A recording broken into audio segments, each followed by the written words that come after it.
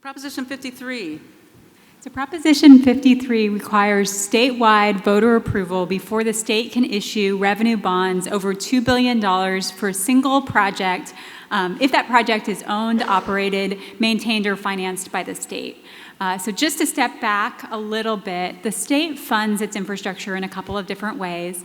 Sometimes the state just spends cash. It just spends the dollars that it has in its bank account right now, basically, on infrastructure. But other times the state borrows money. And the main way that the state borrows money is through the issuance of bonds. You've already heard a little bit about bonds from my colleague here. That's one kind of bonds, general obligation bonds. So general obligation bonds are backed by the full faith and credit of the state, and typically the state repays these bonds using its general fund, which is basically its sort of main operating account, the account it uses to pay for all kinds of state services. But sometimes the state issues another type of bond, and this type of bond is called a revenue bond. And the way revenue bonds generally work is they're repaid not from the state's general fund, but from the revenue stream generated by a project. So kind of the classic example of a revenue bond is you could issue one to build a bridge. And if you issued a revenue bond to build a bridge, you'd repay that revenue bond using the tolls that users of the bridge pay every time they cross.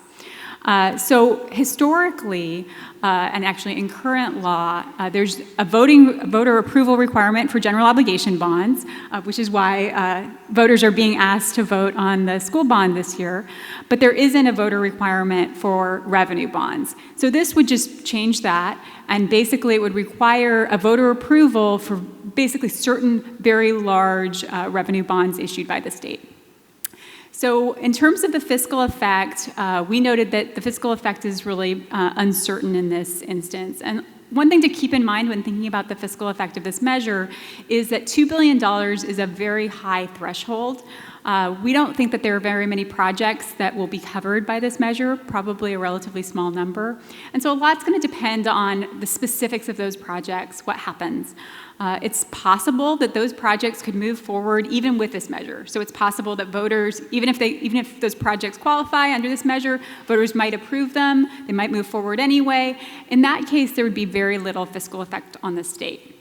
Of course, it's also possible that those projects might not move forward as originally planned. Either they might use another type of financing, so instead of revenue bonds, they could use general obligation bonds or cash or something else, and that could have either positive or negative fiscal effects on the state.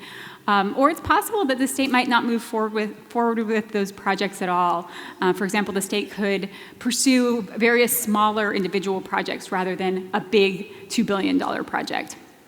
So once again, that could have various fiscal effects on the state. So overall, it's uncertain what the net effect might be. All right, we have in support, the California Republican Party and the Libertarian Party of California are in support.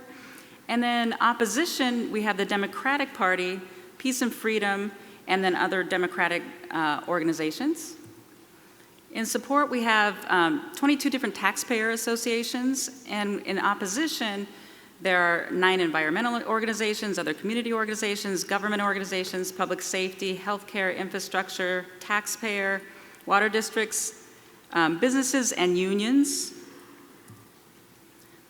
We have the governor is against, and we have a representative who's in support.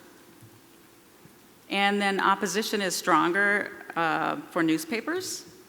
And the spending here is $4.5 million in favor and about $2.25 against. The in favor is almost always all from the same married couple. He is a retired farmer and food company executive who has been sort of against state government spending in the past on other issues. And then against, we have mostly unions who are against that for obvious reasons. Questions? Is this connected to the rail project?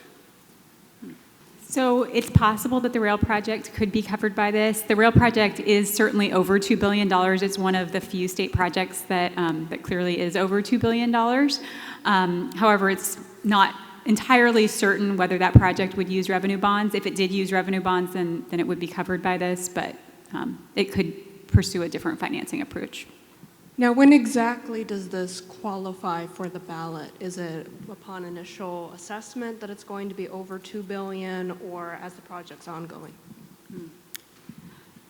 So before the bonds could be issued, they would have to receive voter approval. So basically the State Department that's in charge of the project would have to make a determination about whether they thought the project would be covered, and then if they thought that it would be covered by this, they would have to seek voter approval.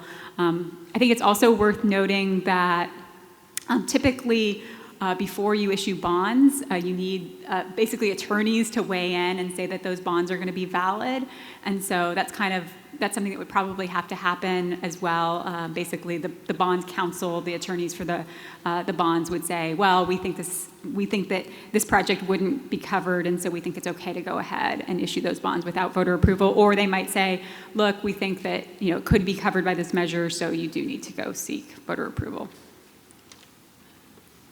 Great, thank you.